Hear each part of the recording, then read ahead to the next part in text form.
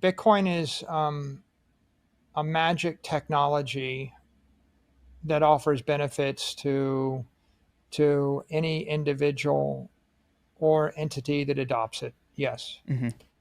And on the other hand, the simplest way in which to adopt it right now is as a long-term store of value asset if you're a private entity and you're not subject to gap-based accounting.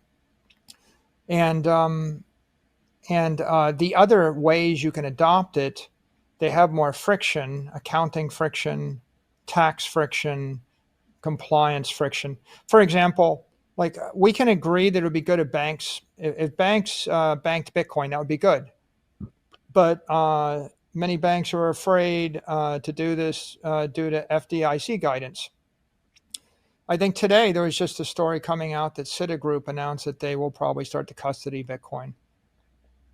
So what we need is we need to educate the regulators, educate the politicians, and then as the FDIC and FASB and the SEC and the CFTC and the OCC and every other agency starts to understand and provide useful guidance, then all those companies will start to take much larger positions, and then the investment community will support that, and Bitcoin will spread as technology.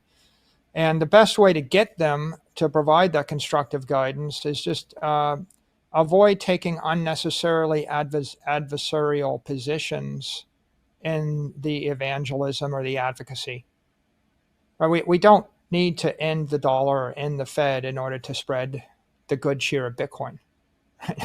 We can make everybody in the United States could be better off, right, without dramatic changes to the government. If there was 100x as much Bitcoin, they'd all be better off right now without changing anything in the government.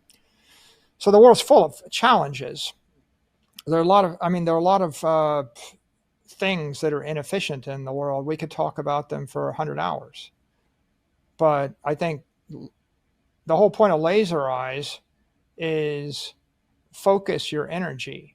So if I'm going to, what is a laser? A laser is I have a certain amount of energy and I narrow my focus to a pen head, a pen prick, the narrowest focus possible. And why do I do that? So I can go the longest distance without dissipation. So every time you broaden your focus, you dissipate your energy and you lose your reach. And so the question really is what can you accomplish, and how are you going to accomplish it? You're not going to fix every company, government in the near, every bank and every government future with the Bitcoin message. Right? I tend to look at it a different way, which is there are some entities that can adopt it now, and we should go find them and help them do it.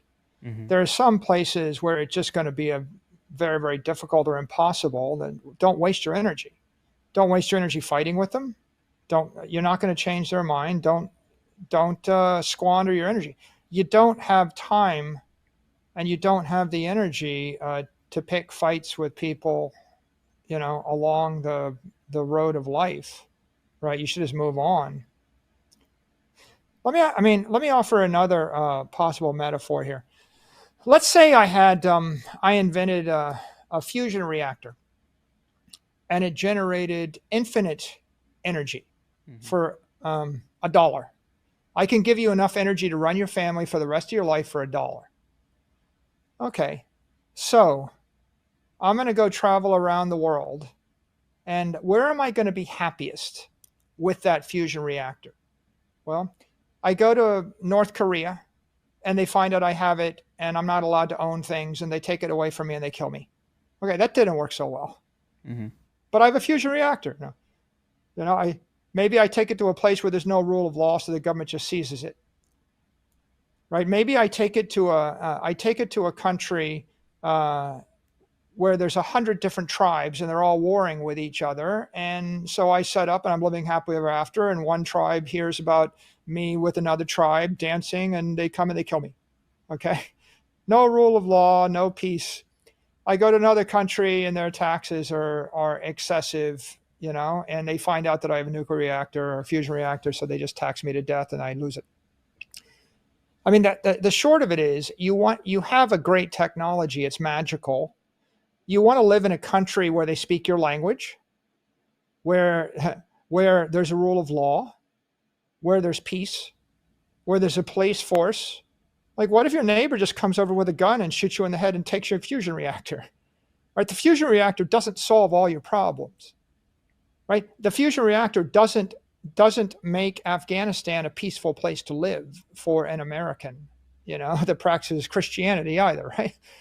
Like, there are simple common sense observations, which is, you have a technology, you go to a politically supported place, and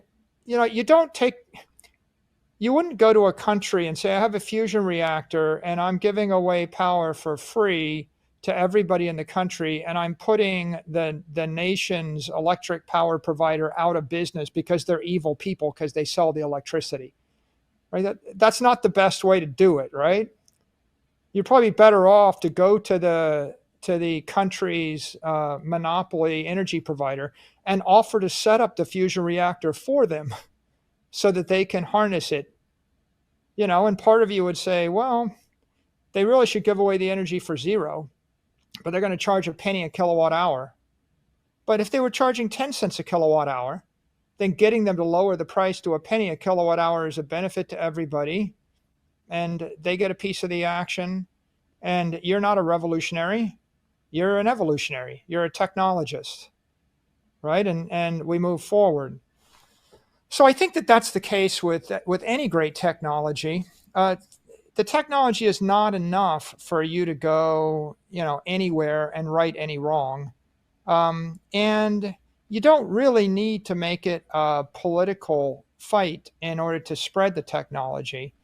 Most people, if they see an automobile and it'll get them from point A to point B in an hour instead of walking for 2 days, they could be persuaded, regardless of political conviction and religious conviction, that the automobile is a good idea. Right? They have automobiles in a lot of countries that don't agree with American politics, and vice versa.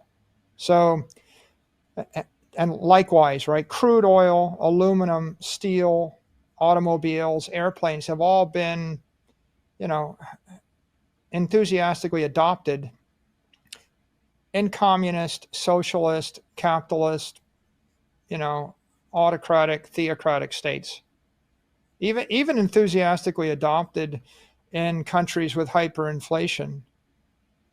Right? They may be hyperinflating, but they still appreciate steel in the building, right? If you ever walk out on the 15th floor of a building without the steel and the floor collapses and you and all your friends die, right? Then you could be persuaded that steel is a valuable technology. And the key there is, whoever sells the steel needs to make it an apolitical statement. And I think with Bitcoin can be spread everywhere on Earth, as digital energy, right? As a technology, right? If Bitcoin is digital energy, then it's simply the next evolution of electricity, or oil, or atomic power, or hydropower, or solar power, or the internet. It's just the next thing.